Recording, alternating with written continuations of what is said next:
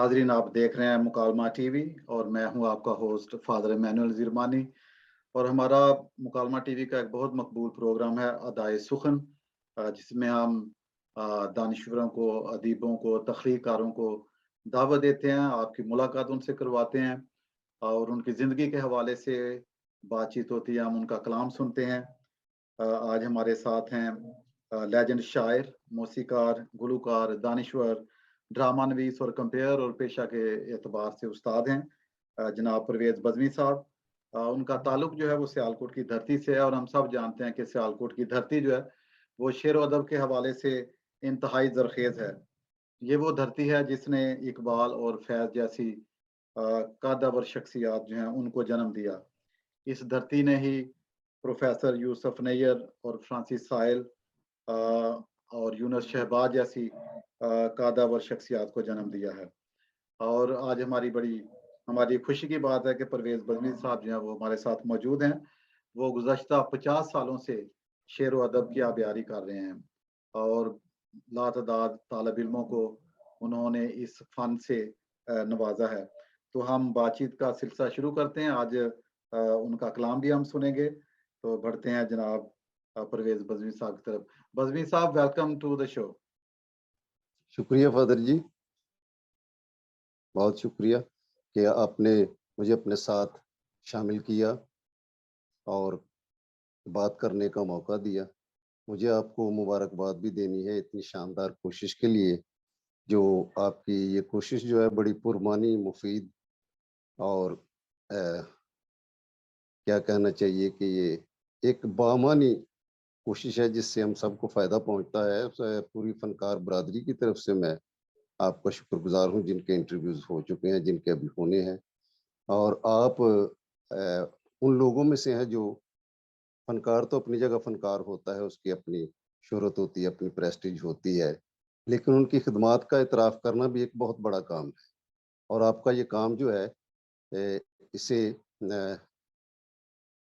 ख़राज तहसीन पेश करता हूँ और दुआ गो हूँ कि आपका ये प्रोग्राम जो है इसमें और तरक्की हो और अ, आप इसे और भी खूबसूरती के साथ कर सकें। पहले बहुत अच्छा है, मैंने सुने हैं आपके वो रिकॉर्डिंग्स सुनी है दूसरे फनकारों की, जो शायरों की, लेजेंड्स की, बहुत बड़े लोग आपने लोगों के सामने आपने उनकी नज़र के सामने उन्हें देखने का भी मौका दिया, सुनने का भी मौका दिया। तो ये एक बड़ा बाबरकत काम है। मैं आपके लिए बरकत चाहता हूँ, तो ये जी, जारी और सारी रहना चाहिए। जी। बज़मी साहब, बहुत शुक्रिया आपकी नेक ख़्वाहिशात का, जो मेरे लिए हैं, जो चैनल के लिए हैं। और मैं समझता हूँ कि जब भी हम कोई काम शुरू करते हैं, तो जब दोस्तों का साथ मैसर होता है, और मैं समझता हूँ कि जब ये सिलसिला शुरू किया था मैंने, तो स्टार्ट में कुछ मुश्किलात भी आई, लेकिन जैसे-जैसे इरादा जो है मज़बूत होता है, कोई भी हम काम करना चाहते हैं, मैं समझता हूँ कि जो काम हम करना चाहते हैं, उसके लिए हम वक़्त भी निकाल लेते हैं जिसमें हमारी दिलचस्पी होती है। और मैं समझता हूँ कि ये वो काम है जो करना चाहिए, क्योंकि जो शायर, अदीब, दानिशवर किसी भी मुल्क व कौम का सरमाया होते हैं। और मैं समझता हूँ कि उनकी ज़िंदगी में ही उनको ख़राज तहसीन पेश करना चाहिए, उनको बार-बार बुलाकर उनकी बातचीत सुननी चाहिए, क्योंकि उन्होंने एक ज़िंदगी का अरसा एक किसी शोबा में गुज़ारा होता है। तो इसी बात को लेकर जो हमारे जितने भी दानिशवर हैं, तख्लीक़कार हैं, जिनका कंट्रीब्यूशन है सोसाइटी में, मुआशरे में, तो मेरी ख़्वाहिश है कि उनसे बातचीत की जाए। जो नई नस्ल है वो उनको जाने और उनसे सीखे। तो इसी वजह से ये सारा सिलसिला शुरू किया है। तो बज़मी साहब, मैं चाहूँगा कि थोड़ा-सा जो नाज़रीन हैं मुकालमा टीवी के, वो जानना चाहेंगे परवेज़ बज़मी साहब कौन हैं? उनका सफ़र जो है वो कैसे शुरू हुआ? कुछ यादें जो हैं उनको ताज़ा कीजिए। जी। फर्जी, ये आपने बहुत अच्छी बात की कि नई नस्ल के लिए अ, उनके सोच को बाज़ाउक करने के लिए, उनके सुनने के लिए, उनके लिए सीनियर लोगों की बातें बहुत मुफीद होती हैं। वरना उस्ताद लोग जो हैं, जो इस फील्ड में बहुत एक आला मकाम रखते हैं, उन्हें तो ऐसी कोई ज़रूरत नहीं होती। लेकिन जो पीछे आने वाले होते हैं, उन्हें अपने आगे जाने वालों को देखना पड़ता है कि वो किस रास्ते से गुज़रते हैं, کہاں کہاں قدم رکھتے ہیں اور ان کو بہت فائدہ پہنچتا ہے، نئے لوگوں کو، نوجوانوں کو، اور جو اس میں دلچسپی رکھتے ہیں کہ کچھ آگے جانا چاہتے ہیں، کچھ سیکھنا چاہتے ہیں، ان کے لیے یہ بڑا مفید ہے۔ تو اپنے بارے میں کیا عرض کروں کہ میں ایک اپنی ذاتی اعتبار سے اپنی ذات کے بارے میں حقیقت پسند اور محتاط آدمی ہوں، اس لیے میں اپنے دائرے سے کبھی باہر نہیں نکلتا، اور مجھے یہ بھی علم ہے کہ میرا دائرہ فن جو ہے وہ کتنا وسیع ہے، اور میں اسے وہ جو جتنا بھی ہلکا ہے، یا جتنا میں سمجھتا ہوں کہ جتنا میں نے سیکھا ہے، یا جتنا اس میں میرا دخل ہے، اور اس پر میرا عملی طور پر میں جس طرح اس میں شامل ہوں، تو اصل بات یہ ہے کہ میں ابھی یہ نہیں سمجھتا کہ کوئی اپنے آپ کو از خود میں کسی ایسے مقام پر فائز کر لوں کہ جسے میں نبھا نہ سکوں اور بعد میں کسی قسم کی خفت کا سامنا کرنا پڑے، اس لیے میں اپنے دائرے سے باہر بالکل پاؤں نہیں رکھتا۔ تو اپنے بارے میں اتنا عرض کر دوں کہ میری جائے پیدائش تحصیل پسرور سیالکوٹ ہے، اور 14 جنوری 1952 کو میں نے ایک مذہبی گھرانے میں جنم لیا، اور جیسا میں نے کہا کہ مذہبی گھرانہ تھا، اور مذہبی اعتبار سے میری بڑی سخت تربیت ہوئی، اور اس کے بعد مجھے اپنے خاندان کے ساتھ سیالکوٹ میں سیٹل ہونا پڑا۔ وہ تو پہلی میری مادر علمی جو ہے وہ کانوینٹ جیزس اینڈ میری ہے، تو پرائمری تک تو مجھے وہاں رہنا پڑا نہیں بلکہ رہنے دیا انہوں نے۔ اس کے بعد وہ یہ قانون نہیں تھا کہ میل سٹوڈنٹ جو ہے وہ اسے وہاں رکھا جاتا۔ پھر اس کے بعد saint Anthony high school college road میں میرا داخلہ ہوا، اور مڈل سے لے کے میٹرک تک بڑے اچھے اساتذہ جن کا جو خود بھی اعلیٰ ذوق رکھتے تھے اور علم و فن کو بڑی اچھی طرح سمجھتے تھے، اور وہ دور ہی موسیقی اور شاعری کے عروج کا زمانہ تھا، یہ میں دعوے کے ساتھ کہہ سکتا ہوں۔ اور اساتذہ جو تھے وہ بھی اپنے جو خدمات تھیں ان کی اسٹوڈنٹس کے حوالے سے، وہ اس میں بڑے سنجیدہ تھے، اور ہمارے جو اسکول کی لیڈرشپ ہمیشہ ہوتی تھی وہ بڑی سخت ہوتی تھی، اور وہ چیک کرتے تھے کہ یہ اپنے سبجیکٹ کی تیاری ٹیچرز نے کی ہے یا نہیں کی، اور وہ خود بھی بڑے محتاط ہوتے تھے۔ اور ادبی ذوق جو تھا خاص طور پہ اردو کا، کچھ اسکول میں ایکٹیویٹیز بھی بہت ہوتی تھیں فنی اعتبار سے۔ تو اب تو میں دیکھتا ہوں اسکولوں میں ہمارے بچے پڑھتے ہیں تو کوئی ایسا نہیں ہوتا کہ انہیں ادبی اور علمی حوالے سے کوئی ایسی سرگرمیوں کا حصہ بنایا جائے یا انہیں روشناس کرایا جائے۔ تو ان دنوں میں کافی یہ زرخیز قسم کا ماحول تھا، اور ہمیں جو اسکول میں ٹیچر ملے وہ بھی باذوق تھے۔ تو ایک ہمارے ٹیچر تھے 9th 10th میں جو ہمیں ملے تھے، تو وہ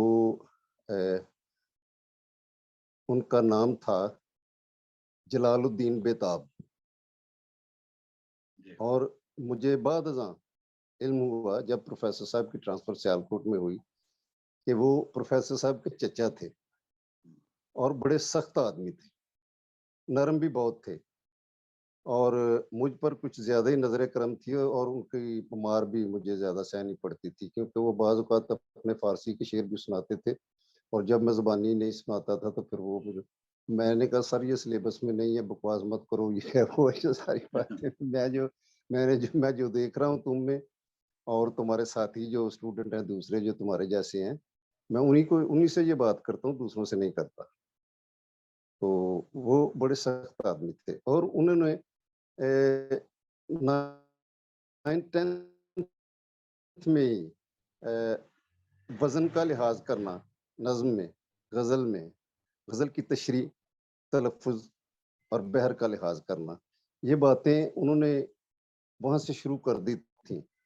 بعد ازاں جب ہمیں عملی زندگی میں شاعری کے حوالے سے، فن کے حوالے سے قدم رکھنا پڑا، تو ہمیں یہ علم ہوا کہ انہوں نے تو پہلے ہی سے ہمارے لیے سارے راستے تیار کر دیے ہیں. ہمارا جو دماغ تھا اس میں وہ تمام چیزیں جو تھیں وہ اٹک کر رہ گئی تھی، اور جب وہ متحرک ہوئیں تو ہمیں پتہ چلا کہ یہ بہت ہمارے لیے فائدہ مند تھا، اور وہ وقت جو ہم نے گزارا وہ بہت قیمتی تھا. تو کالج کے زمانے میں پروفیسر صاحب یہاں آ چکے تھے، تو یہاں کرسچن رائٹرز گلڈ بھی شروع ہو چکی تھی. تو کیونکہ لاہور میں وہ ان ایکٹیو تھی، تو انہوں نے لاہور سے سیالکوٹ لانا پڑا اور اسے ایکٹیو کیا، بہت محنت کی. اور اگر وہ اس میں محنت نہ کرتے تو آج میں یہ کہنے سے باز نہیں رہوں گا، ان کا جو پنجاب کالونی والا مکان جو ہے اس کی تعمیر جو ہے وہ اتنی لیٹ نہ ہوتی. تو انہوں نے اپنے وسائل، جو اپنے وسائل تھے وہ بھی اس میں خرچ کی، اس پر اس طرف اتنی توجہ نہیں دی. تو بچے بھی تھے، ان کے بھی اخراجات تھے، سب کچھ تھے، لیکن پھر بھی اپنی جیب سے وہ بہت کچھ خرچ کرتے تھے، اور بہت سی تنظیموں کے وہ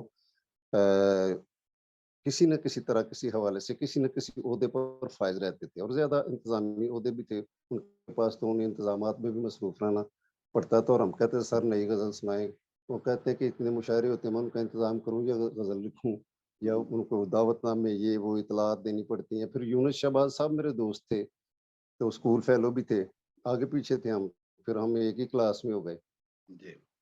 تو وہ بہت بچپن سے، لڑکپن سے بہت اعلیٰ ذوق کے مالک تھے، بلکہ میں سمجھتا تھا کہ مجھے بعض اوقات ان کے سامنے یہ ماننا پڑتا تھا کہ یار آپ کی یادداشت جو ہے وہ میری یادداشت آپ کے برابر نہیں ہے.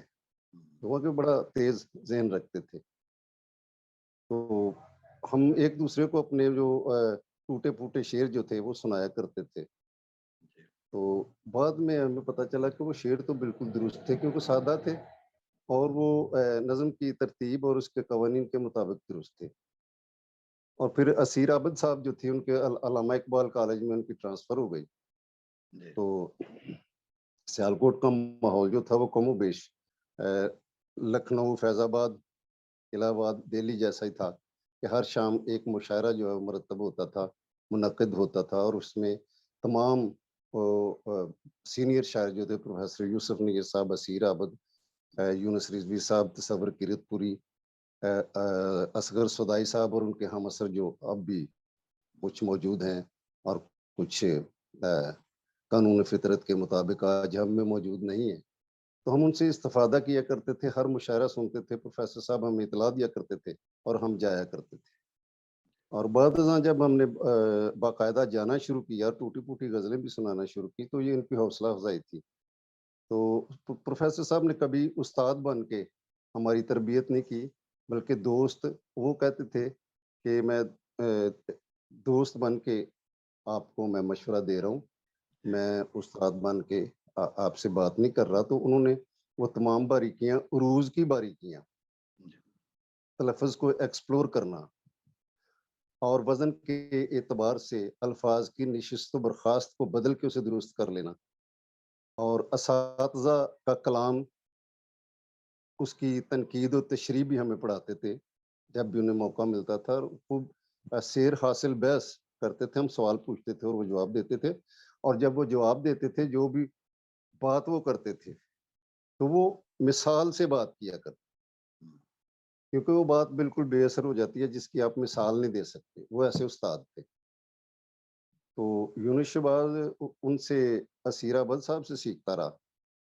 تو میں اپنے ابھی جیسے بتایا کہ ہماری کیسی تربیت پروفیسر یوسف نیر صاحب کرتے رہے ہیں، تو بعض اوقات یہ ہوتا تھا کہ جو جس دن ایم اے کی کلاس کو یا بی اے کی وہ پڑھا کر آتے تھے، اور شام کو ہماری ملاقات ہوتی تھی، وہ سب کچھ ہمارے لیے نیا ہوتا تھا، اور وہ ہمیں سمجھا دیا کرتے تھے، اور ہم ایک دم سمجھ آ جاتے. وہ خوش تھے اس بات سے، ہمارے ذوق سے اور ہمارے سمجھ جانے سے، ہماری وہ یادداشت سے، کہ ہم اس کی جو کچھ ہم سیکھتے ہیں اس کی قدر کرتے ہیں. جی بزمی صاحب، بہت اچھی بات آپ نے کی. میں سمجھتا ہوں کہ آج آپ اساتذہ کو یاد کر رہے ہیں اور اس وقت کو یاد کر رہے ہیں جہاں پہ لوگ تخلیقی تھے، اور میں سمجھتا ہوں کہ تخلیقی لوگوں میں بیٹھنا، ان کی بات سننا اور جس طرح آپ نے وہ سما باندھا کہ کس طرح وہ آپ کو سکھاتے تھے، اور پروفیسر صاحب جو یسر نیت صاحب ہیں، میں سمجھتا ہوں ان کی بڑی خدمات ہیں اس حوالے سے، بطور پروفیسر بھی، اور جو انتظامی امور تھے، اور خاص طور پہ کیونکہ آپ کے استاد ہیں وہ، تو میں سمجھتا ہوں کہ یہ محنت جو ہے، یہ جو استاد اور شاگرد کا ایک تعلق ہے، اور میں سمجھتا ہوں کہ وہ اساتذہ بھی بڑی شفقت دکھاتے تھے اور دل سے سکھاتے تھے، اور جی جی سیکھنے والے بھی محنت کرتے تھے، تو آج تو منظرنامہ ہی تبدیل ہے۔ آج آپ دیکھیں کہ جو ہماری شاعری ہے اس میں وہ ڈیپتھ نہیں ہے۔ آپ جو ہماری کمیونٹی میں آپ دیکھیں کتنے لوگ ہیں جو مین سٹریم میں ہیں۔ تو یہ ایک بڑا المیہ ہے کہ اس طرح سے شاید محنت نہیں ہو رہی، تو میں سمجھتا ہوں کہ جب آج ہم یہ بات چیت کر رہے ہیں تو اس بات کو آپ اس پہ ذرا تھوڑا سا اس کا خلاصہ کریں کہ کہاں پہ کمزوری ہے، ہم کیوں اس طرح کی شاعری نہیں ہو پا رہی، جو ہماری کمیونٹی سے تعلق رکھنے والے لوگ ہیں وہ اس مین سٹریم کا حصہ بن سکے۔ تو یہ کیا وجوہات ہیں؟ میں چاہوں گا کہ آپ تھوڑا سا اس پہ روشنی ڈالیں۔ فادر جی، یہ گلہ بہت سے لوگ کرتے ہیں، لیکن اس کا تجزیہ کرنے کی وہ سنجیدگی سے کوشش نہیں کرتے۔ حال جو ہے، زمانہ، اس کا جب بھی آپ نے تجزیہ کرنا ہے تو آپ کو ماضی میں اترنا پڑتا ہے۔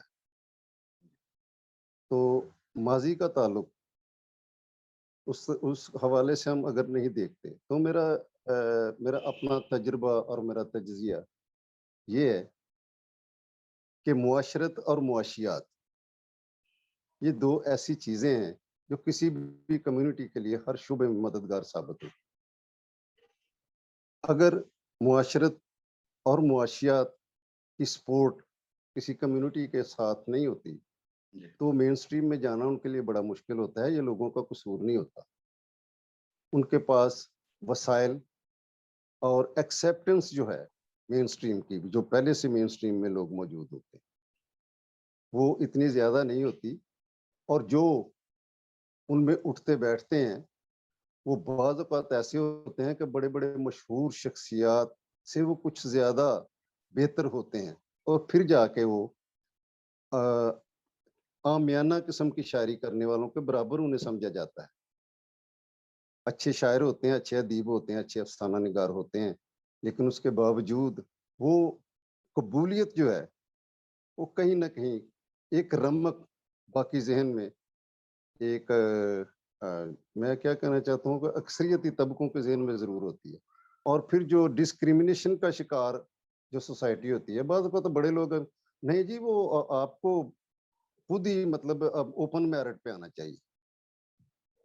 تو ہمارے اسٹوڈنٹ، ہمارے بچے تو اوپن میرٹ پہ جا ہی رہے ہیں، ہم کب کوٹے سے تو کچھ نہیں حاصل کر سکتے، اوپن میرٹ میں جاتے ہیں، اور بہت سے بچے جو ہیں وہ اچھے اچھے محکموں بھی جا رہے ہیں اور شاعری میں بھی جا رہے ہیں، اور میں نہیں سمجھتا کہ ان سے بہتر شاعر نہیں ہوتے جن کی بہت پذیرائی کی جاتی۔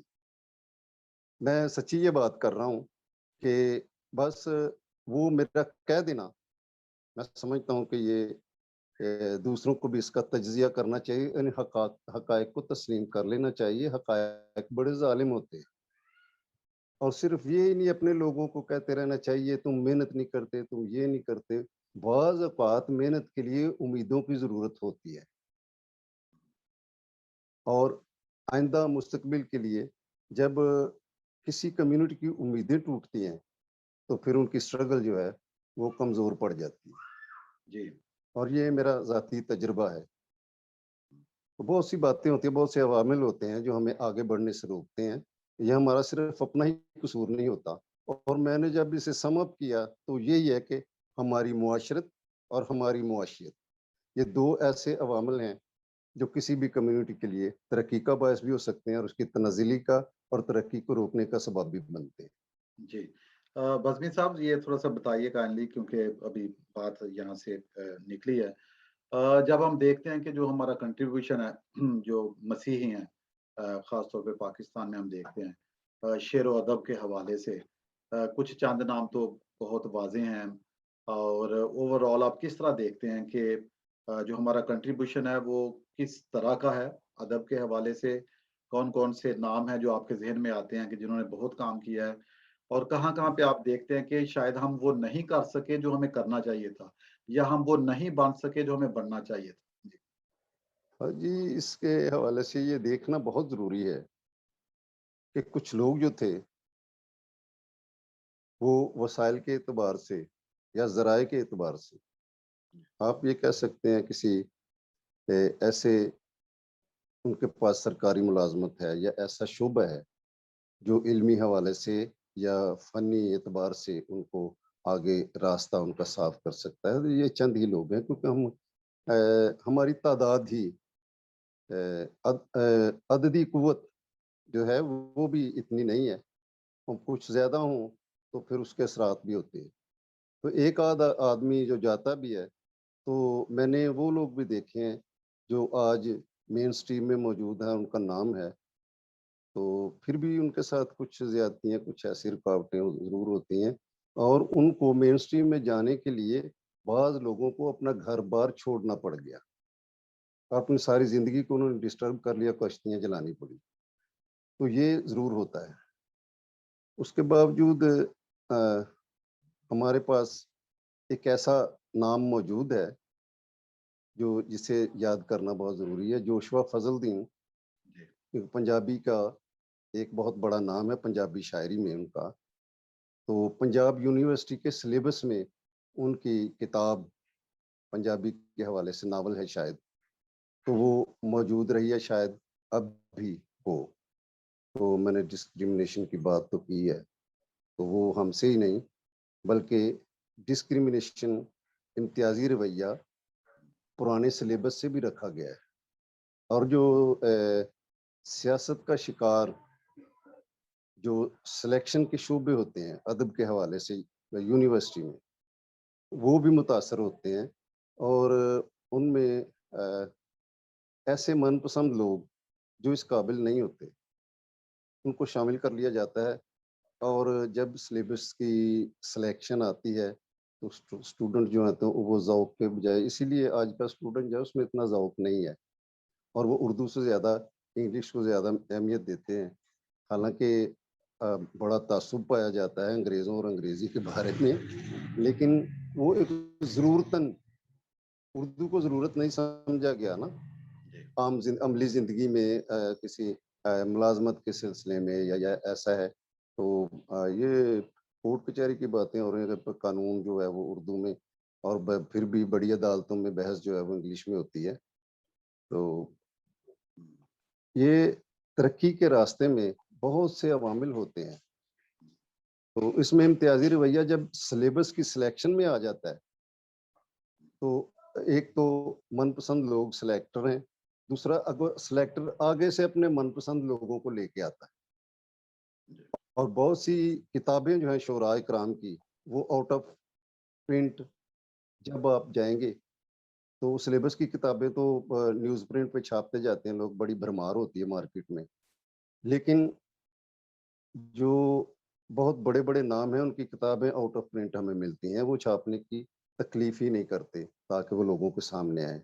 وہ جو کچھ جاری و ساری ہے سلسلہ پچھلا، چلو وہ موجود ہے، یہ بھی خدا کا شکر ہے، لیکن آگے کوئی ایسی بات نہیں ہے.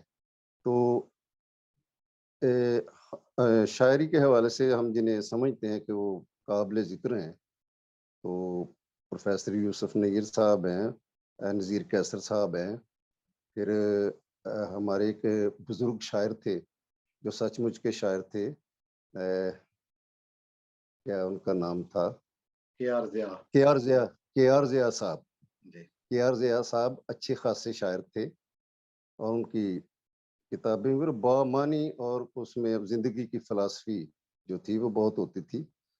تو بوجو وہ بھی ان کی زیادہ نگارشات جو ہیں مطبوعہ صورت میں لوگوں کے سامنے نہیں آ سکیں، تو وہ یہ توفیق کی بات ہوتی ہے. لیکن جہاں تک میرا تجزیہ ہے کہ وہ شاعر وہ پورے کیا کہنا چاہیے کہ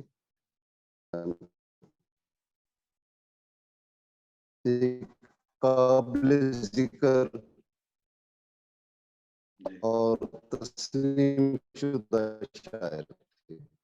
جی جی کشمیری صاحب تھے، پرانے لوگوں کے تلفظ اور اب ہوتا تھا شعر کہنے کا، وہ دوسروں سے ہمارے جو گریفن جونس شاعری میں بھی اقبالیات کا رنگ زیادہ نمایاں ہے.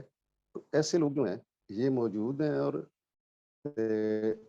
وہ اگر کہ کچھ حالات, کچھ واقعات اس قسم کے ہوتے ہیں, اور جب وہ اس جال میں سے نکلتے ہیں تو آگے امتیازی رویہ جو ہے, جو لوگ نہیں مانتے وہ جھوٹ بولتے ہیں. وہ میرے ساتھ بحث کر لیں ذاتی طور پر, یہ تو میرا دعویٰ ہے کہ میرا تجربہ ہے, میں اپنی بات نہیں کر رہا, میرا تو خود اپنا قصور ہے نا, میرے اپنے حالات جو ہیں وہ اس قسم کے ہیں کہ میں گھر میں بڑا ہوں, بیزینس بہت زیادہ, مصروفیت بہت زیادہ, مجھے دھیان رکھنا پڑتا ہے, اتنا بڑا قبیلہ ہے, تو میرا تو دھیان بڑھ سکتا ہے.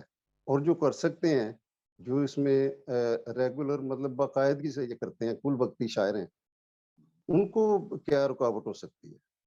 ان کو تو جانے دینا چاہیے, شامل ہونا چاہیے, ان کا ہم سفر ہونا چاہیے انہیں. تو اپنے بارے میں تو مجھے کوئی گلا نہیں, وہ تو جو کچھ بھی ہے وہ میرا اپنا قصور ہے, اور اپنا ہی میرے زندگی کا رنگ ڈھنگ ڈھب اسی قسم کا ہے. تو میں کوشش کرتا ہوں نکلنے کی, بعض اوقات تھوڑا سا نکلتا ہوں, پھر ناصر نیئر ہے, یہ بعض اوقات ناراض ہو جاتا ہے مجھے کہ مطلب وہ شامل کرنا چاہتا ہے جو ایکٹیویٹیز ہوتی ہیں ادبی, تو میں زیادہ تر اس کا کہنا نہیں مانتا, اور جب تھوڑا بہت مان لیتا ہوں تو پھر میں بھی جا کے سن لیتا ہوں اور کچھ سنا لیتا ہوں. جی بزمی صاحب, میں یہ پوچھنا چاہوں گا کہ خاص طور پر کیونکہ نہ صرف شاعری بلکہ موسیقی جو ہے یہ بھی آپ کا میدان ہے, تو میں چاہوں گا کہ جو لوگ ہمیں سن رہے ہیں مکالمہ ٹی وی پہ, ان کو جو آپ کا موسیقی کا سفر ہے اس کے حوالے سے بتائیے, کیونکہ آپ نے بہت سارے گیت بھی لکھے ہیں, بہت ساری جہتیں ہیں, ڈرامے بھی آپ نے لکھے ہیں, تو میں چاہتا ہوں کہ یہ ان چیزوں کا آپ ذکر کریں, کیونکہ یہ چیزیں جو ہیں پھر وہ ریکارڈ میں رہتی ہیں, پھر اچھا ہے لوگوں کے لیے. جی ہاں جی. تو کائنڈلی تھوڑا سا موسیقی کے بارے میں, اور جو ڈرامے آپ نے لکھے ان کے حوالے سے, اور جو ریڈیو اور پہ اور ٹی وی پہ جو بھی آپ کی خدمات میں ان کا ذکر کیا. اس سلسلے میں اسی عمر میں, کیونکہ موسیقی کا عروج تھا, میں نے کہا تھا کہ وہ زمانہ جو ہے وہ ایک موسیقی اور شاعری کا عروج کا زمانہ تھا. لوگ کہتے ہیں کہ فلمی شاعر کو ہم شاعر نہیں مانتے, لیکن جب قتیل شفائی فلم میں گیت لکھتا ہے,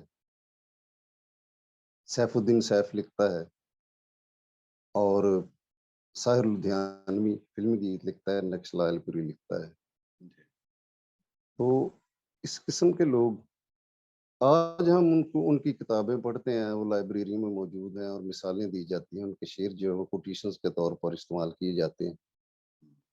ایسا کیوں ہے؟ آج یہ نام جو ہیں یہ آج کی ادبی دنیا میں یہ چھوٹے نام ہیں. عشق لالا کا گیت قتیل شفائی نے لکھا ہوا ہے, لیلا لیلا لیلا, ایسا ہی ہے, کچھ ایسا ریپیٹیشن ہے, اس میں ہے مصرع ہے افسر خوباں لیلا, اور اسی قسم کے تھرو آؤٹ یہ مصرے جو ہیں فارسیہ میز اردو میں. اور یہ دیکھیں جانے بہاراں سلیم رضا کا گیت ہے, رش کے چمن, اس کی شاعری دیکھیں, گنچا ہے کہ دہن نہیں, سیمے بدن, سیمی بدن. جی. تو اس قسم کی شاعری ہم نے سنی فلموں میں, یہ فلمی شاعری کا معیار ہے, اور آج کی فلمی شاعری کا معیار بھی آپ کے سامنے ہے, تو آپ اس کا تقابلی جائزہ جو ہے وہ لے سکتے ہیں. سنگرز جو تھے, سلیم رضا اتنا سریلا, اتنی آنس والی آواز ہم اس کو کہتے ہیں کہ پوری طرح سریلی ہوتی ہے, جیسے ہارمونیم میں ڈبل ریڈ بولتا ہے نا, ایک ہی ریڈ ایک ہی سر پر, تو اس میں ایک آہنگ پیدا ہوتا ہے, ایک آنس پیدا ہوتی ہے. اگر وہ سنگل لائن لگا دیں ریڈز کی تو سر تو بولے گا لیکن آنس نہیں ہوگی, ایک گونج ہوتی ہے اس کے پیچھے. تو اسی طرح سنگر کے گلے میں بھی ایک اس کی بیک گراؤنڈ میں ایک گونج ہوتی ہے جو رہ جاتی ہے ہوا میں, تو ہم اسے کہتے ہیں بھیگا ہوا آواز. اس سنگر کی آواز جو ہے وہ بھیگی ہوئی آواز ہے. اور جو رگی میں گاتے ہیں ان کی آواز, میں مثال نہیں دوں گا, لوگ ناراض ہو جائیں گے, ہم اس کو کہتے ہیں یہ خشک آواز ہے. اگر ہم کسی ذاتی محفل میں بیٹھے ہوں تو پھر میں وہ دونوں طرح کے جو سنگر ہمارے سامنے بہت بڑے بڑے سنگر ہیں، نام میں ان کا تجزیہ کر کے ان کا تقابلی جائزہ بھی آپ کو اس میں پیش کر سکتا ہوں. جی تو ایسے لوگ تھے جو ہم نے سنے ہیں. تو ان دنوں میں تو لتا جی تو دیکھو 60s سے پہلے 50s 40s میں سے آ رہی ہیں. جی تو وہاں کا کام جو ہے، وہاں کا ایکٹر جو ہے، اسے پونا اکیڈمی سے بالکل ٹھوک بجا کے اچھی طرح تراش کے نکالا جاتا تھا. تو ایک نیم کلاسیکل گیت ہے اور اس پر ان کی جو ایکٹریس ہے وہ اتنی تربیت یافتہ ہے، اس میں وہ سرگمیں بھی کہہ رہی ہیں بغیر کسی اکتاہٹ یا بغیر کسی جھجک کے. تو وہ میں مثال دے دیتا ہوں کہ نوتن ایکٹریس ہے، جی گیت لتا جی کا ہے، بھیا نہ دھرو او سجنا، یہ آپ کو یاد ہوگا. جی تو بزمی جب صاحب میں چاہوں گا قضا کلامی معاف کیجیے کیونکہ آپ بڑی باریکی کی میں باتیں کر اپنی بات کر رہا ہوں، جی اب اپنی بات کرتا ہوں، اسے وہیں چھوڑتے ہیں. جی اور میں تو چاہوں گا کہ آپ تھوڑا سا ناظرین چاہیں گے یہ جو آپ کا موسیقی کے ساتھ آپ کا اتنا لگاؤ ہے اور آپ کی خدمت ہے، کوئی چیز ہمیں تھوڑی سی سنائیں، کوئی راگ تھوڑا سا پیش کر دیں، کچھ تھوڑا سا فادر جی وہ ذرا مشکل ہے. میں وہ ایک بات جو ہے نا، کہ اتنی لمبی بات اس لیے کی ہے کہ میں وہ ماحول بھی بتا دوں کہ ہم کوئی اتنے اچھے لوگ یا اتنے بڑے وہ کیا غیر معمولی لوگ نہیں ہیں، لیکن ہماری پرورش جو لڑکپن سے ہوئی ہے وہ میڈیا نے بھی کی ہے، اس ماحول نے بھی کی ہے، اور لوگ بھی ان کے ساتھ ساتھ چلتے تھے. جی تو ہمارا ایک ذوق تھا. پھر میرے استاد جو موسیقی کے ہیں ان کی ٹرانسفر بھی، وہ میری قسمت دیکھیں، وہ سیالکوٹ میں ہو گئی. وہ سرکاری ملازم تھے. تو گھر بار اپنے استاد کا نام بتائیے ذرا کائنڈلی، کون تھے؟ پنڈت قیوم ان کا نام تھا. تو انہوں نے میری تربیت اس طرح کی کہ انہوں نے دیکھا کہ میں کچھ ایسے لوگ ہیں جن سے یہ لڑکا کچھ نہیں حاصل کر سکتا، اور شوق اسے بہت ہے، اور آواز بھی ٹھیک ہے، کم و بیش ٹھیک ہی تھی اس وقت، مطلب جیسی وہ چاہتے تھے کہ تربیت سے پہلے ہونی چاہیے. تو پھر انہوں نے مجھے کہا کہ ان لڑکوں میں یا ان لوگوں میں مت بیٹھا کرو. پڑھے لکھے لوگ تھے. انہوں نے ایک دفعہ مجھے دیکھ لیا. پھر میں نے بھی انہیں ایک شخص کو نصیحت کرتے دیکھا کہ جو کچھ گاتے اس کا پتہ بھی ہے. انہوں نے کہا استاد جی نہیں پتا. انہوں نے نوازش کی کہ وہ بتا دیا، ساری سرگم کہہ کے انہیں بتا دی. تو پھر مجھے انہوں نے خود اپنے اخراجات سے، ان کی مسز بھی بڑی اچھی تھی، انہوں نے بتایا کہ بھی یہ ہمارے گھر آیا کرے گا، اس کے کھانے کا، اس کی تمام ضروریت کا دھیان رکھنا، میں اسے سکھانا چاہتا ہوں. تو انہوں نے کہا کہ آپ تو کسی کو سکھاتے نہیں ہیں، تو یہ کیسے ہو گیا؟ وہ کہتے ہیں مجھے نہیں پتا کیسے ہو گیا، اس کی قسمت ہے یا مجھے سمجھ نہیں آئی کہ مجھے اس پر رحم سا آ گیا ہے. یہ اس کی آوارگی دیکھ کے اسٹوڈنٹ آدمی ہے اور یہ کیا کرے گا. پھر ان کا یہ ایک باریک سی بات یہ ہے، وہ کر دیتے ہیں کہ وہ ہارمونیم پر ہاتھ نہیں رکھنے دیتے تھے شروع میں. اچھا، مثال کے طور پہ انہوں نے ایک راگ یاد کروایا ہے، آروہی امروہی یاد کروائی ہے. یہ بزمی اس صاحب کے تھوڑا بعد سا جھلک تھوڑی سی دکھائیں، ناظرین تھوڑا سا چاہیں گے جو آپ نے وہی سیکھا میں ہے. بات کرنے لگا ہوں. جی تو مثال کے طور پر درباری لے لیں ہم، اساوری ٹھاٹ ہے، جی تو اسی میں اڈانا ہے، اساوری خود ہے، اور بہت سے دوسرے راگ بھی اس میں ہیں. جی تو جس طرح جون پوری ہے، وہ صبح کا راگ ہے، جی درباری رات کا راگ ہے. تو یہ ملتے جلتے ہیں اور ایک دوسرے میں سے جنہیں کچھ وہاں سے کچھ وہاں سے، کبھی کبھی کوئی ٹکڑا کہیں سے مل جاتا ہے، کہیں سے. جی تو وہ میں سکھانے کی مثال دے رہا ہوں، سنجیدہ لوگ مجھے ملے. جی تو وہ ہارمونیم پر ہاتھ نہیں رکھنے دیتے تھے. پہلے تان پورا ہوتا تھا، اور جب نہیں رہا بوجو وہ مرمت ہونے کے لیے چلا جاتا. ایک ستار بھی تھا ان کے پاس. تو وہ ستار کو، اس کی جو سندریاں ہوتی ہیں ان کو یوز نہیں کرتے تھے. چنترالی باندھنا کہتے ہیں اسے تان پورے پہ. آپ نے ایسا ایک راگ، ایسا ٹھاٹ چھیڑنا ہے جس میں پنچم موجود ہے، تو وہ پنچم کے ساتھ ملایا جائے گا، اس کی چنترالی پنچم کے ساتھ باندھی جائے گی. اور جس میں مدھم ہے، پنچم موجود نہیں ہے، تو اس کی چنترالی مدھم کو رکھ کے، جس طرح آپ نے مال کونس گانا ہے تو پھر اس میں مدھم کو آپ کو رکھنا پڑے گا، اور وہ خود کہہ کے، کیونکہ گویے کو گویے ہی کا شاگرد ہونا چاہیے۔ ہارمونیم بجانے والے بہت تیز تراز لوگ ہیں، فاسٹ فنگرنگ کے بہت ماسٹر ہیں، اور اس بات جو ہے ہارمونیم کا وہ علیحدہ علیحدہ ہوتا ہے۔ گانے کے ساتھ ہم اپنی زبان میں، فنکارانہ زبان میں جو ہمیں رائج ہے اسے گھسواں باج کہتے ہیں۔ جی سر سے سر جو ہے وہ انگلیوں میں سے نہیں، وہ علیحدہ نہیں ہوتا، وہیں سے ہم ملا کے رکھتے ہیں۔ لیکن ٹوکواں سر جو ہے وہ فاسٹ فنگرنگ میں بجایا جاتا ہے۔ جیسے سرگم کہنا ہے تو پھر وہ فاسٹ فنگرنگ آپ کے کام آ سکتی ہے۔ جب الاپ کرنا ہے تو فاسٹ فنگرنگ آپ کے کام نہیں آ سکتی۔ جب اسٹوڈنٹ صرف فاسٹ فنگرنگ سیکھ کے آتا ہے ہارمون کے تیزی سے بجانا، تو جب اس میں مینڈ یا سوت، مینڈ سوت بہلاوا کہنا ہے تو وہاں سے پھر مشکل پیدا ہو جاتی ہے۔ اس لیے وہ کہتے تھے کہ پہلے زبانی یاد کرو، ہارمونیم آپ کے پیچھے آئے گا۔ اگر پہلے ہارمونیم سیکھو گے، اس میں سے راگ یاد کرو گے، تو ہارمونیم کے پیچھے جانا پڑے گا، تو یہ تمہاری محتاجی ہو جائے گی۔ تو وہ پہلے اس کا وہ اروئی امروئی کے بعد پھر وہ سمجھا دیا کرتے تھے کہ اس طرح کرنا ہے۔ تو بزمی صاحب اس کی کوئی مثال تھوڑی سی پیش کریں ذرا، گا کے تھوڑا سا ناظرین کو۔ ہاں جی، میں اس لیے جھجک رہا ہوں جی کہ سب گانے والے یہ جانتے ہیں کہ گویا جو ہے وہ ایک دن ریاض چھوڑتا ہے تو 21 دن پیچھے چلا جاتا ہے۔ تو آپ اندازہ کریں کہ میں نے 2016 سے چھوڑا ہوا ہے، اچھا اچھا اچھا، ٹھیک ہے۔ کیونکہ میرے گھر میں ہر سال ایک تحفہ مل جاتا تھا مجھے، میرے بزرگوں کا کوئی نہ کوئی بیڈ ریڈن مریض ہر سال موجود رہتا تھا، اور پچھلے سال میرے بھائی کی بھی ڈیتھ ہو گئی، چھوٹے بھائی کی۔ تو یہ تسلسل ایک چلتا رہا۔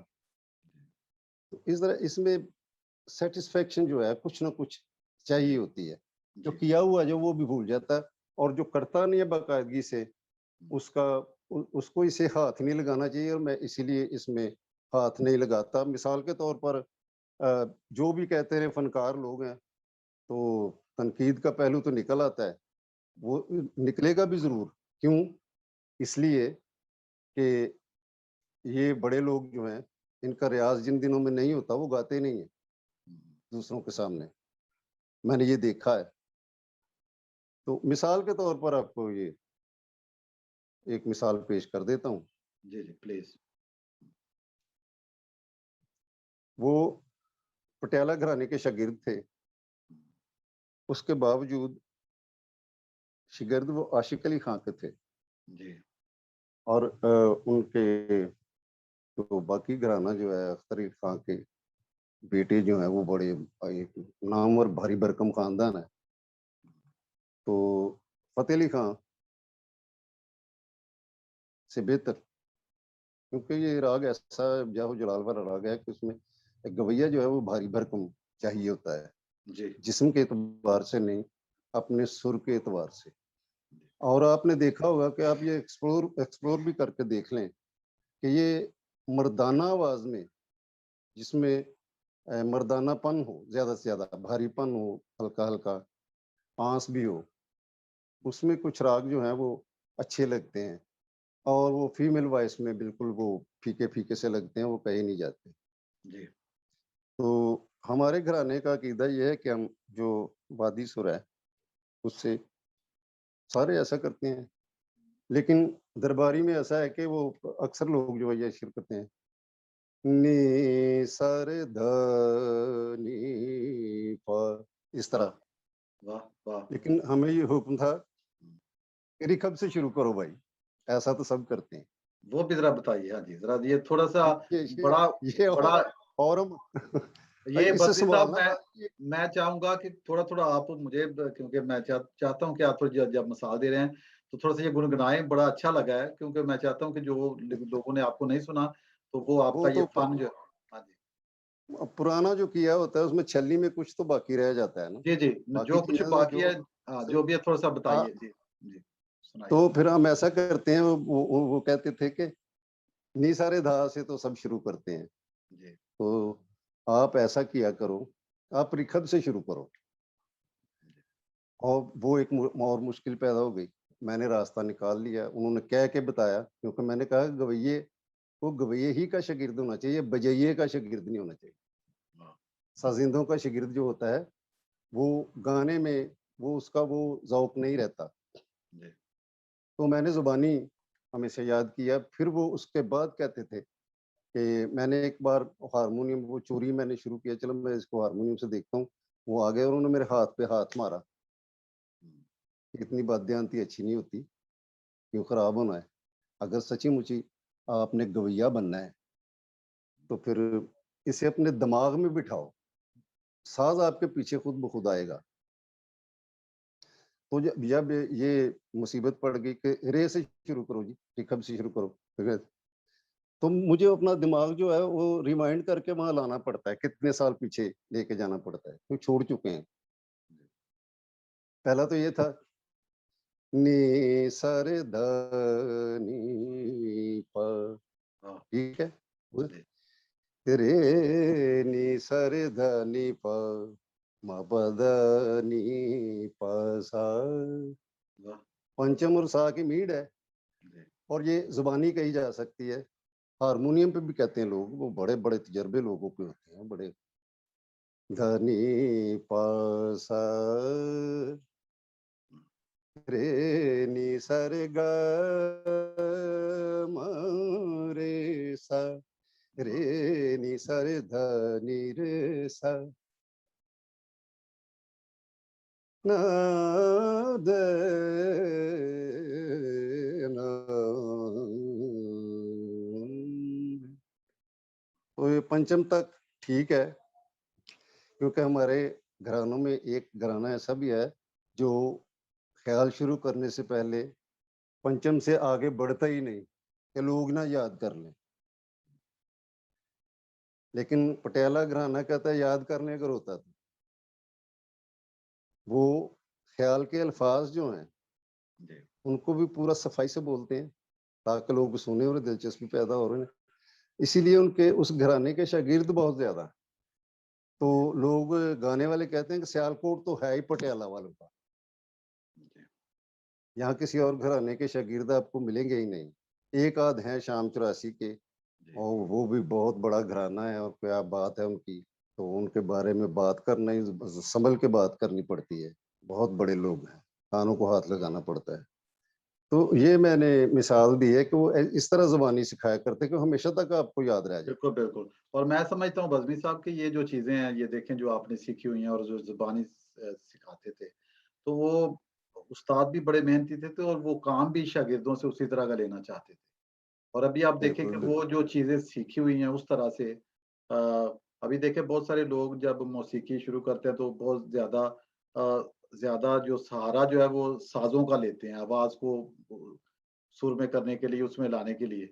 लेकिन जो जिस तरह जी आपने हाँ, सीखा, आपने बताया कि नहीं उन्होंने कहा था कि आप हारमोनियम को एक तरफ रख दें, पहले आप खुद इसकी मशक करें और ये साज़ बाद तार में के आपको साथ आएगा। जी, जी। बिल्कुल। उन्होंने एक बात हमें बताई थी जो हमारे अकीदे में बैठ गई है। कहते कि हारमोनियम इतनी अच्छी चीज है। तो एक जमाना था कि कलकत्ते और बम्बई से ट्रक भर के निकलते थे हारमोनियम के, पुराने जमाने में जब ये नया नया आया था। तो चीजों को हारमोनाइज करना जो है उसके लिए हारमोनियम एक बेहतरीन सहारा है। आज आपने सितार में को मिलाना है, सारंगी को मिलाना है, वायलिन को मिलाना है, किसी भी साज को मिलाना है, तो आप हारमोनियम से मदद ले सकते हैं, बशर्ते कि वो खुद सुर में हो। और ये हारमोनियम ऐसा साज कि बजते बजते भी इसका कोई ना कोई सुर बेसुरा हो जाता है, और जानने वाले जानते हैं कि ये क्या हो गया है। लेकिन ये हारमोनाइज तबला हम मिलाते हैं, तबला जब उसे हारमोनाइज करते हैं वो भी हारमोनियम से करते हैं, उतार भी लेते हैं, चढ़ा भी लेते हैं। जी। तो ये बड़ी मुफीद चीज है, इसे बेकार चीज नहीं नहीं कह रहा समझ मैं, ना कोई तासुब है इस सिलसिले में। मैं उनकी बात कर रहा हूँ कि जी, गाने के लिए आपने देखो कि बड़े घराने को लोग जो हैं वो उनके साथ जो इदारा है वो सारंगी नवाज को बिठाता है, पीछे दो तानपुरे वाले होते हैं, एक हारमोनियम वाला साइड पे बैठा होता है। तो तार का दखल जो है वो ज्यादा होता है। इसके लिए वो ये समझाते थे یہ ان کا کہنا تھا، بلکہ سب بڑے لوگ یہ سمجھاتے ہیں جو مخلص ہوتے ہیں کہ بیٹا، لوگ کہتے ہیں کہ شورتی جو آؤٹ ہو گئی، شورتی اس چیز کو کہتے ہیں کہ سر کے وہ حصے، ایک سر ہے، اس طرح خرج ہے وہ 4 شرتی کا ہے، رکھب ہے اس کی شرتی کی گنتی جو ہے اگر کومل ہے تو اور ہوگی، تیور ہے تو اور ہوگی. تو شرتی سر سے سر تک جانے کے لیے درمیان میں جو بھی آواز آتی ہے وہ شرتی ہے. دے دے ایسے تو یہ سا سے رکب تک جب کوئی جاتا ہے تو سا سے رکب کے درمیان ایک آواز چلتی رہتی ہے، وہ رکتی نہیں ہے. آپ یوں نہیں کہہ سکتے سا رے، ایسا نہیں ہے. رچاؤ کا سب سے زیادہ بہت بڑا راز یہ ہے کہ سر سے سر بچھڑنا نہیں چاہیے، چاہے اگلا ہو چاہے پچھلا ہو. اس لیے جو ہارمونیم کے ساتھ گانا چاہتے ہیں وہ خرج کے ساتھ 3 سر جو ہیں ان پر ان کی انگلی ہوتی ہے، اور سب کو پتا ہوتا ہے جب ان کی 3-4 انگلیاں جو اکٹھی اپنا خرج اسے چھیڑ کر اس کی چھیڑ جو ہے وہ اوپر نیچے کے سروں سے ساتھ کرتے ہیں تو جاننے والے ایک دم پہچان لیتے ہیں کہ یہ راگ کون سا شروع کرے گا، یہ ٹھاٹ کون سا ہے. زیادہ تر ٹھاٹ دیکھا جاتا. تو سر سے سر تک جانے کے درمیان وہ تمام شرتیاں ہوتی ہیں. ہارمونیم جو ہے اس میں شرتی کا تصور موجود نہیں ہے، وہ گویے کو خود پیدا کرنا پڑتا ہے.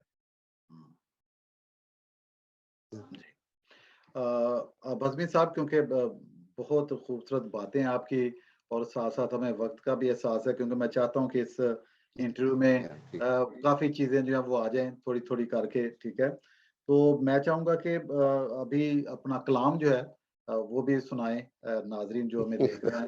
تو چاہے گی ابھی ہم موسیقی سے شفٹ کر کے شاعری کی طرف واپس آتے ہیں، تو کائنڈلی آپ اپنا کلام جو ہے وہ عطا کیجیے. بہت شکریہ جی.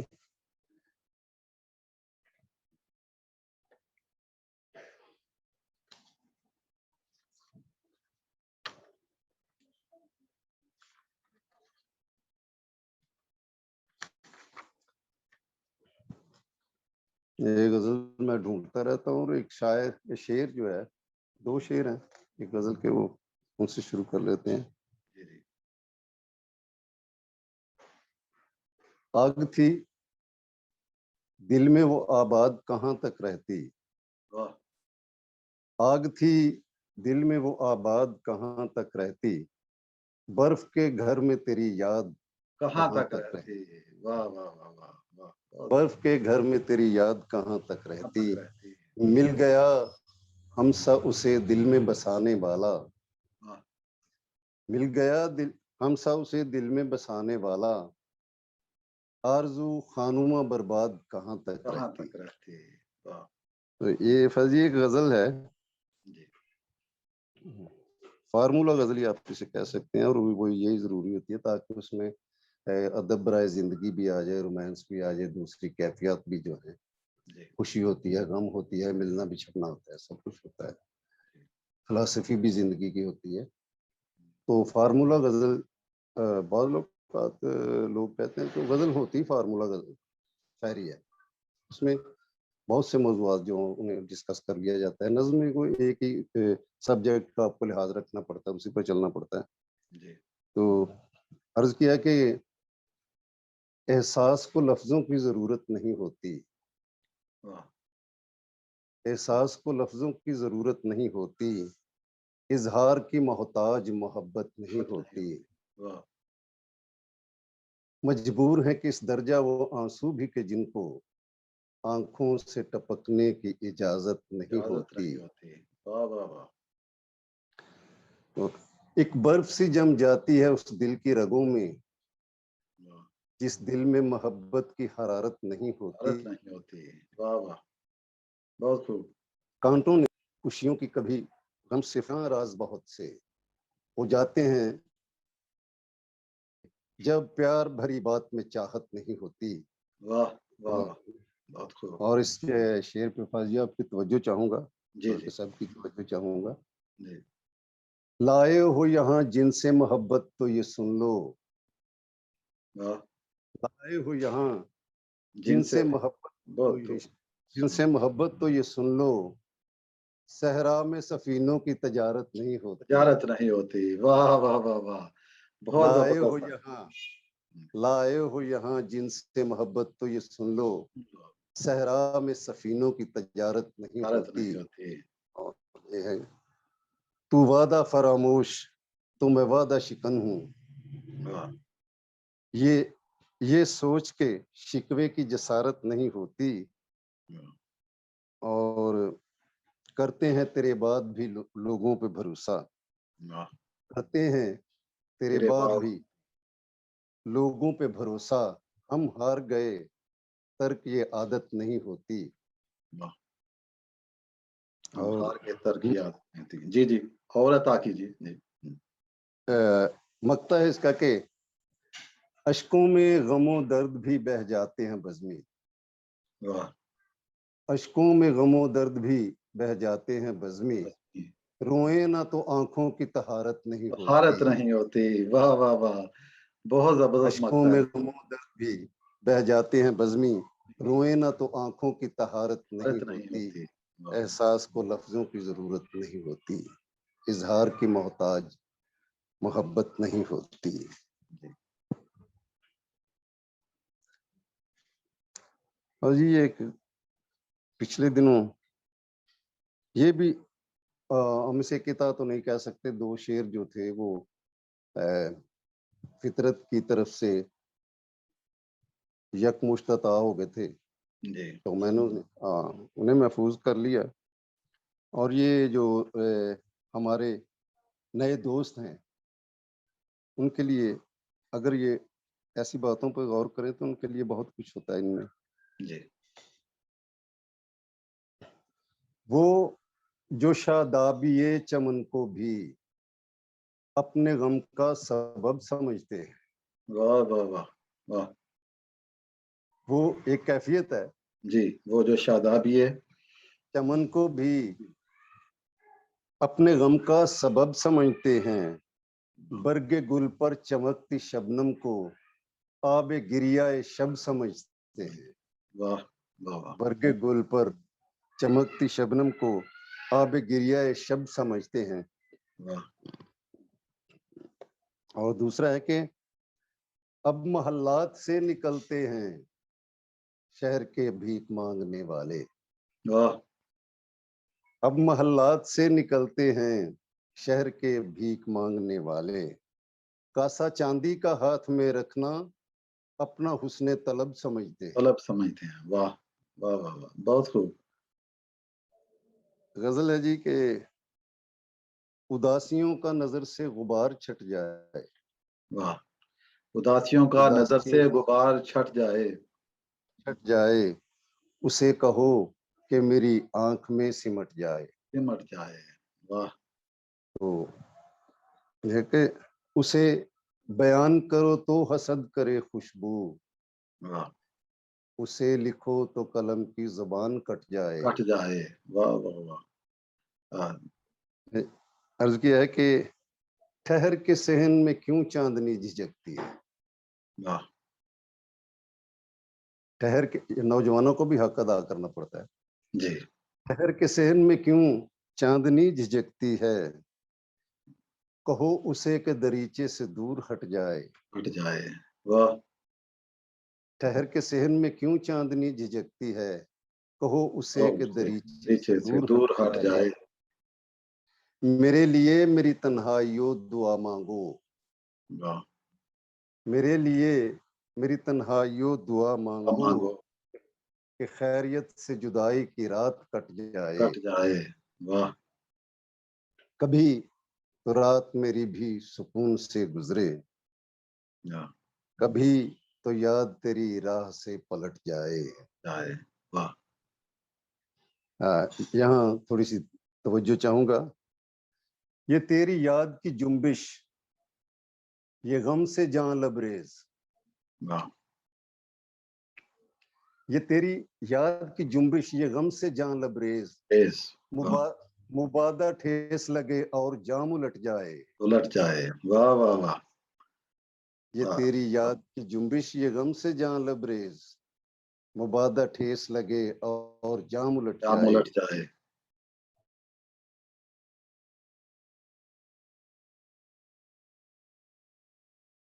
اور زندگی کا ورق ہی کہیں نہ پھٹ جائے. واہ اداسیوں کا نظر سے غبار چھٹ جائے. اسے کہو کہ میری آنکھ میں سمٹ جائے. واہ واہ بہت زبردست.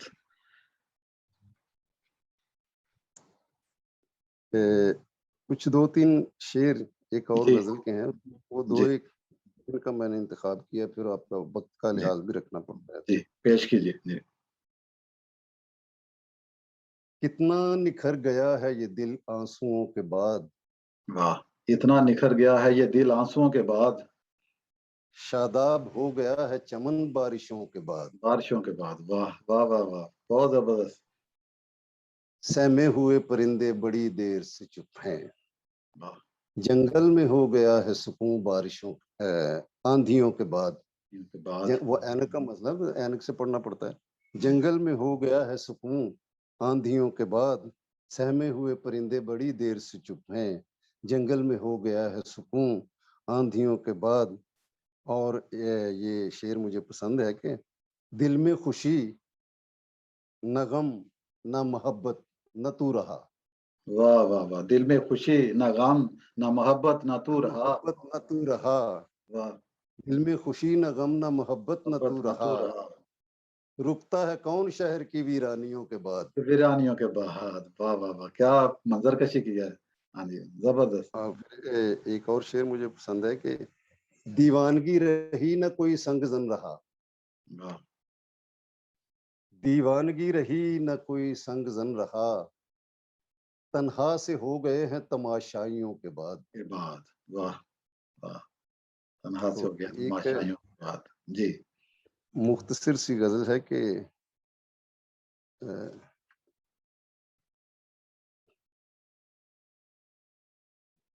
کرو تو گل کے دریدہ بدن کی بات کرو. واہ کرو تو گل کے دریدہ بدن کی بات کرو. دریدہ بدن کی بات کرو. کبھی تو اہل چمن کے چلن کی بات چلن کرو. کی بات کرو. واہ ابھی گیا ہی نہیں دار و خار کا موسم. نہ دوستو ابھی سر و سمن کی بات کرو. واہ تو یہ ہے کہ روا ہوا ہے یہاں قتل روشنی کا مگر. واہ روا ہوا ہے یہاں قتل روشنی کا مگر. مگر. سحر کا گیت سناؤ کرن کی بات کرو. واہ روا ہوا ہے یہاں قتل روشنی کا مگر. سحر کا گیت سناؤ کرن کی بات کرو. اور عرض کیا ہے کہ خرد ہے مصلحت اندیش آج بھی یارو. واہ خرد ہے مصلحت اندیش آج بھی یارو. ضرورتاً میرے دیوانہ پن کی بات کرو. واہ ضرورتاً میرے دیوانہ پان کی بات کرو. ہاں جی.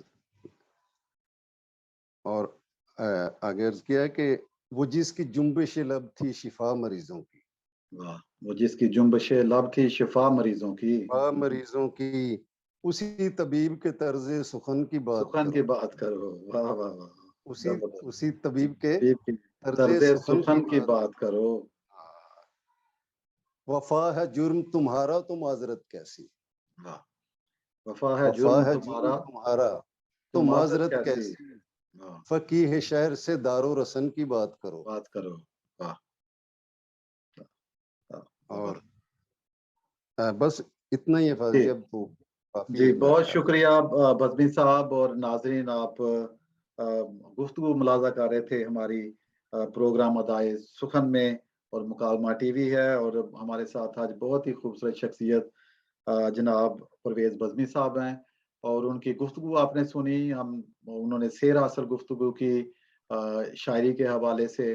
اور موسیقی کے حوالے سے, اور میں سمجھتا ہوں بڑی باریک باتیں انہوں نے بتائیں, اور یقیناً جو لوگ شاعری سے شغف رکھتے ہیں اور موسیقی سے ان کا لگاؤ ہے وہ یقیناً اس انٹرویو کو بہت مفید پائیں گے.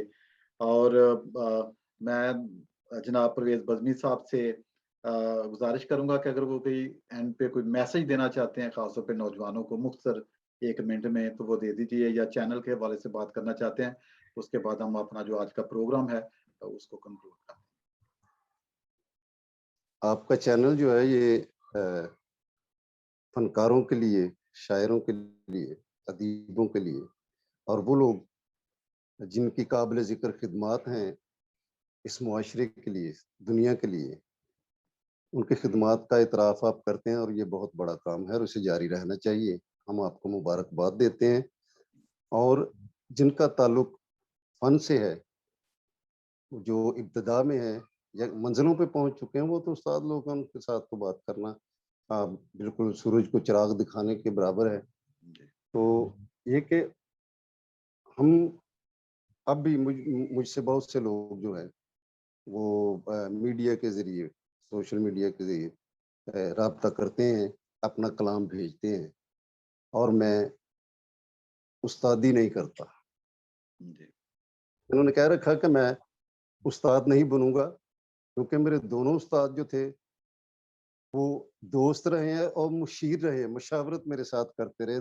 تو اس غیر محسوس انداز سے وہ مجھے سکھا کر چلے گئے, جو اب موجود نہیں ہے. لیکن میرے دل میں, میرے ذہن میں جب تک میں زندہ رہوں گا میری زبان چلتی رہے گی, ان کا نام لیتی رہے. پروفیسر یوسف نیر صاحب اور استاد اسیر عابد پنڈت قیوم صاحب, پنڈت قیوم صاحب وہ یونس شہباز کے استاد تھے. وہ تو ہم نے اپنے استادوں کے ساتھ آپ ادھر چلے جاؤ, میں ادھر چلا جاتا ہوں. استاد آپ نے شیئر کیے ہوئے تھے, بانٹے ہوئے تھے. بالکل. میری اسیر عابد صاحب سے بھی بڑی سیر اصل گفتگو ہوتی تھی, رات رات بھر ہوتی تھی, کیونکہ وہ یہاں ہاسٹل میں تھے, اور وہ جب اکتا جاتے تھے اور یونس صاحب کے گھر آ جاتے تھے تو 3 بجے تک ہم بیٹھے رہتے تھے, رات کے 3 بجے تک ان کی باتیں سنتے تھے, اپنی سناتے تھے جو بھی الٹی سیدھی ہوتی تھی. تو وہ بڑا اچھا تجربہ ہوتا تھا. تو میں یہ کہنا چاہ رہا ہوں کہ سیکھنے میں بالکل پہلے تو یہ غلط فہمی آپ نکال لیں, نئے لوگ جو ہیں کہ وہ شاعر بن چکے ہیں اور بہت بڑے شاعر ہیں. کیونکہ میں گیتوں میں سنتا ہوں, بعض اوقات مجھے بھیجتے بھی ہیں, بعض اوقات وہ مشاعروں میں بھی پڑھ دیتے ہیں, بے وزن ہوتا ہے, تلفظ غلط ہوتا ہے, بہت سی اغلاط سے پر ہوتی ہیں چیزیں, لیکن وہ اپنی اغلاط کو خوبیاں سمجھ رہے ہوتے ہیں. اس چیز سے بچے, بلکہ اپنی خوبیوں کی تلاش مت کریں, اپنی خامیوں کی تلاش کریں. کیونکہ جب ہم اپنے استادوں سے, پروفیسر صاحب سے کسی چیز کا, کسی شعر کا ذکر کرتے تھے, تو وہ جب جسے ہم گھر سے یہ سمجھ کے نکلتے تھے کہ یہ خوبی ہے اور وہ خامی نکلتی تھی, پھر ہمیں تسلی ہو جاتی تھی کہ ہم ایک بہت بڑی غلطی کرنے سے بچ گئے.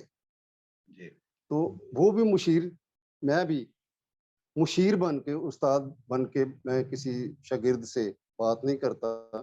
وہ مجھے کہتے ہیں استاد جی لکھ بھی دیتے ہیں, اور دوسرے لوگ اعتراض کرتے ہیں کہ آپ خود لکھتے ہیں اپنے نام کے ساتھ. میں نے کہا بھیا میں یہ غلطی نہیں کر سکتا, یہ لڑکے جو ہیں نوجوان یہ ایسا کرتے ہیں, چلو ٹھیک ہے, وہ سمجھتے ہیں کہ ایک شیلٹر ہے ہمارے اوپر, لیکن میں مشیر ہی ہوں اور میں بڑا شاعر بھی نہیں ہوں, میرے پاس کوئی فیتا نہیں ہے ناپنے کا, لیکن میں محتاط شاعر ہوں.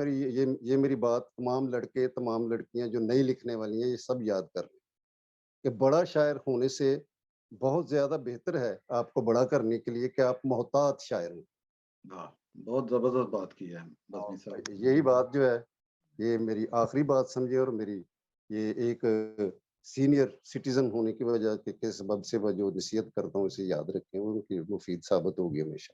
جی بزمی صاحب, ہم آپ کے بہت شکر گزار ہیں مکالمہ ٹی وی کی طرف سے, اور کہ آپ نے یہ بہت قیمتی وقت جو میں سمجھتا ہوں یہ جو گفتگو ہوتی ہے وہ ہمیشہ مفید ہوتی ہے. اور یہ میری بڑی خواہش تھی کہ یہ انٹرویو جو ہے وہ کیا جائے, کیونکہ ایک سلسلہ شروع کیا ہے جو ہمارے شعراء کرام ہیں, ادبا ہیں, ان کی زندگی کے حوالے سے, کام کے حوالے سے, کیونکہ میں بہت یقین رکھتا ہوں اس بات پہ کہ انسان کی زندگی میں ہی کام کرنا چاہیے, اس پہ بات چیت کرنی چاہیے, ان سے بات کرنی چاہیے, گفتگو کرنی چاہیے, اور وہ ہمیں بہت ساری باتیں کیونکہ جو ان کا تجربہ ہے وہ بولتا ہے، جیسے آج آپ سے بات ہوئی ہے اور مجھے بہت ذاتی طور پر بہت ساری چیزیں اور آپ کی زندگی کے حوالے سے بہت کچھ سیکھنے کا موقع ملا ہے، بہت ساری نئی باتوں کا پتہ چلا ہے۔ تو ہماری دعا ہے کہ خدا آپ کو صحت عطا کرے اور فادر جو جی، آپ مشکلات ہیں وہ ٹھیک ہو جائیں۔ جی، پلیز نوجوانوں کے لیے ایک فکرہ میں چھوڑ جی، کر جا رہا ہوں، وہ بھی ضروری تھا کہ وہ عروض بہت ضروری ہے، جی، تلفظ کو ایکسپلور کرنا بہت ضروری ہے، لیکن وہ انہیں یہ جان کر رکھنا چاہیے کہ عروض جو ہے وہ شاعری کا معروض علیہ ہے، جی، شاعری کا عروض معروف شاعری کا معروض علیہ معروف ہے۔ اگر آپ کا سبجیکٹ نہیں ٹھیک، اب دوسری ٹیکنیکلٹیز میں درست آپ عروض عروض کرتے جائیں تو بڑے لوگوں کا تو یہ بھی کہنا ہے کہ عروضیے جو ہوتے ہیں وہ اچھے شاعر نہیں ہوتے، جی، جی، ایسا واقعی بھی ہے۔ ہوتا ہے۔ جی، جی، اور وہ بڑے شاعروں نے کبھی اپنے عروض کا، اپنے ٹیکنیکل علوم جو ہیں اس میں، ان کا کبھی ذکر ہی نہیں کیا، نہ بالکل کسی، اب کبھی نہیں جی، کیا، جی، جی، بزمین نہ صاحب یہ فیض میں نے نے کیا ہے۔ جی بزمین صاحب یہ میں نے دیکھا ہے کہ خاص طور پہ بہت سارے جو بڑے شعراء کرام ہیں وہ کیونکہ ایک میرا خیال ہے اتنی مشق ہو جاتی ہے کہ وہ پتہ چل جاتا ہے کہ بولتے ہوئے ادائیگی کے لحاظ سے اور جب آپ کا تلفظ جو ہے وہ ٹھیک ہوتا ہے آپ اس کی ادائیگی ٹھیک کر رہے ہیں کیونکہ بہت دفعہ میں سمجھتا ہوں کہ جو شاعر جو ہے وہ بے وزن ہوتے ہیں اپنے تلفظ سے تو بالکل یہ بالکل یہ بڑا بہت ضروری ہے اور وہی باتیں آپ نے بتائیں کہ جو اساتذہ تھے وہ آپ کو لفظوں کا جو تلفظ ہے وہ بتایا کرتے تھے اور جب اس کا پتہ چل جائے ریدم کا پتہ چل جائے تو پھر ساری تو شاعری ہے ریدم کی ہاں جی عروض فاضل صاحب انہوں نے بہت سمجھایا ہمیں، جی عروض مثال کے ساتھ سمجھاتے تھے۔ اس زمانے کی تختی جو تھی وہ ٹو دا پوائنٹ 100% درست ہوتی تھی، جی اور آج جو کتابیں بک رہی ہیں بازار میں، نئی کتابیں عروض سب کے لیے، اور یہ ایسی ایسی بہت سی کتابیں، لوگ کتابیں لے کے آ جاتے ہیں۔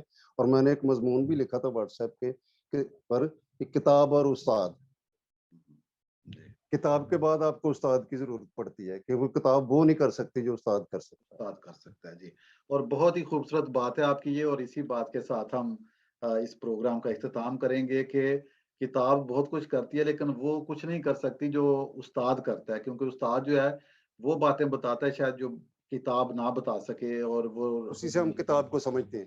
اسی سے پھر وہ کتاب کو سمجھ آتی ہے تو بہت اچھی بات ہے آپ کی تو ناظرین ہم آپ سے اجازت چاہتے ہیں اس امید کے ساتھ کہ بہت جلد ایک نئی شخصیت سے آپ کو متعارف کروائیں گے اپنا بہت سارا خیال رکھیں خدا حافظ